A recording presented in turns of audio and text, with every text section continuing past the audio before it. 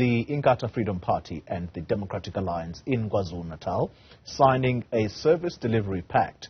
Some of the objectives of the pact include job creation and eliminating corruption in municipalities. The agreement, which has been described as historic by both parties, follows the IFP and the Democratic Alliance's cooperation in the recent by-elections to win wards from the African National Congress. IFP President is Velinkosini Hlabisa, joining us now from the city of Durban. Babu Hlabisa, good morning to you. Thank you very much for your time. You were talking to me a little earlier offline that you had to make your way down to Durban in the early hours of this morning.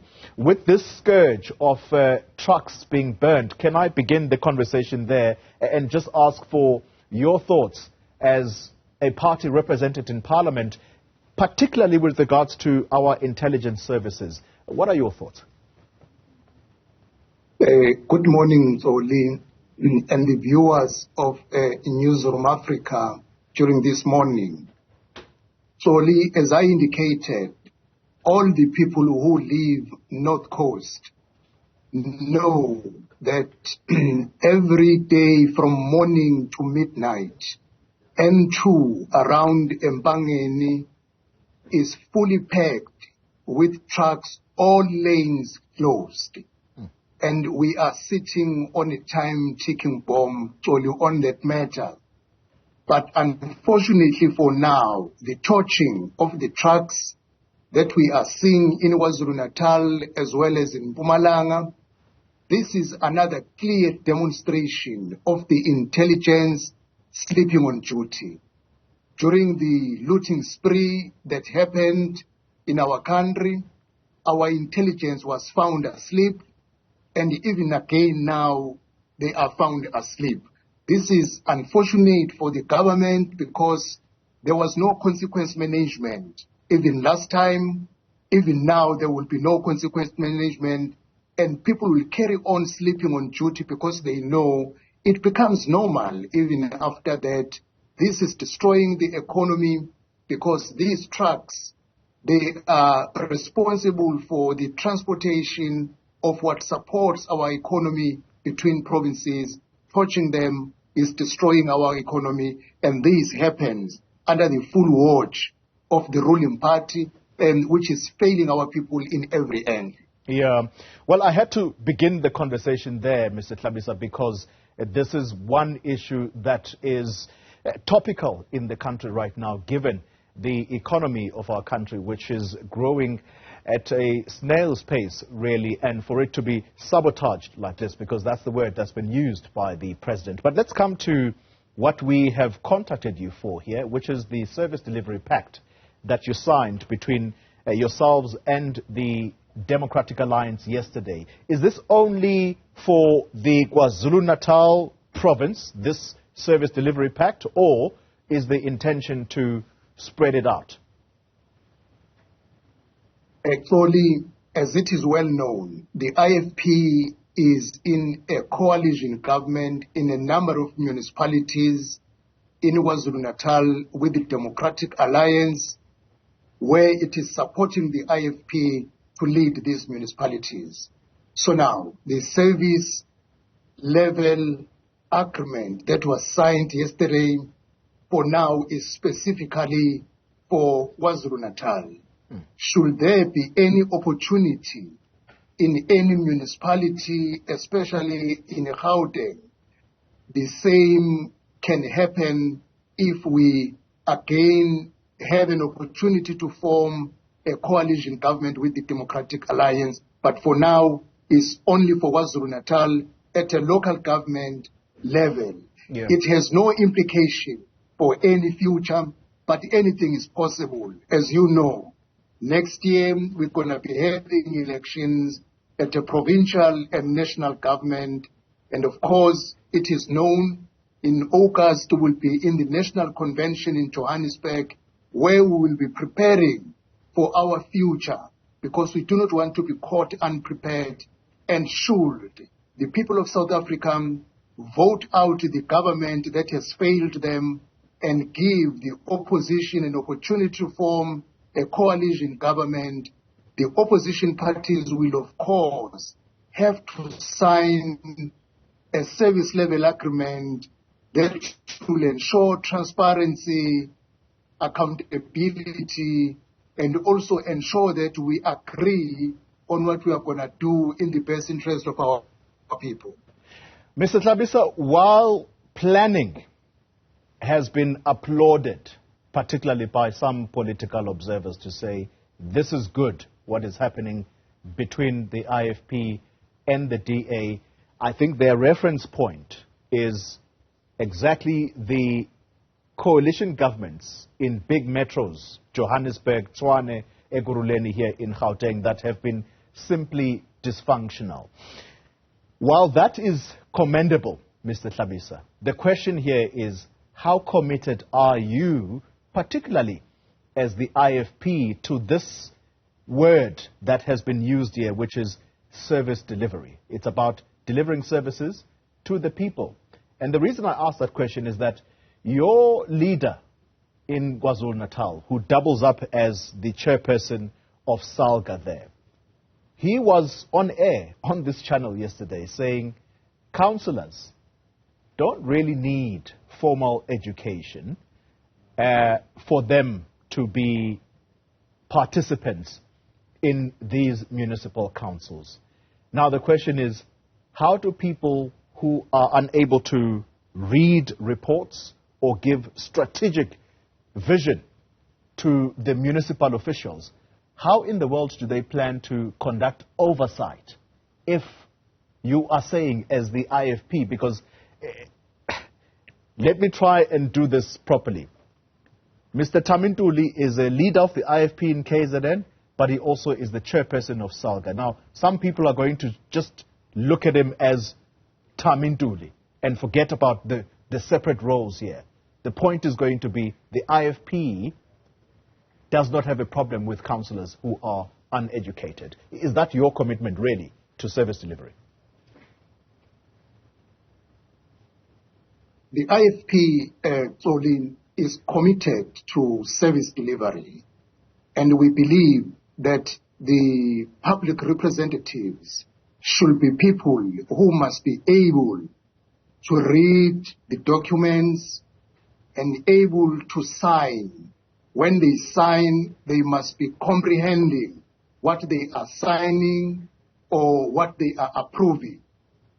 A greater responsibility, Xoli, lies in our communities, because a ward councillor, Xoli, is elected by people.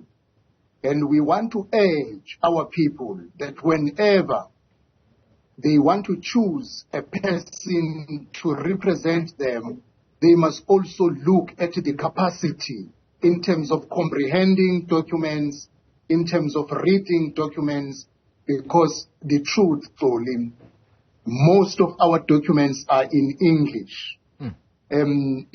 So now, if you have councillors who cannot read nor write, in most cases, they will approve what they don't understand. This remains a bigger challenge the IFP must resolve in a very near future, because we can't do anything now for people who were elected in 2021. We will be activating our communities that come 2026, even if a person you see is very enthusiastic and has a passion for the people which he serves, but also consider the competency, because as we move forward, Xoli, we are now talking of the fourth industrial revolution. Definitely, we are going to a paperless stage. All right. Where people must use gadgets, and this requires a person to be able to read and write. So Mr. Hlabisa, just so we don't lose this point, are you saying that as the IFP, yes, the community is responsible for electing councillors, but should that councillor come from the IFP? You're saying that if they don't have formal education, you are prepared to replace that person with one that has some educational background. Is that your clear standpoint? So the clear standpoint is the IFP will encourage communities before they elect a person to look at the competence.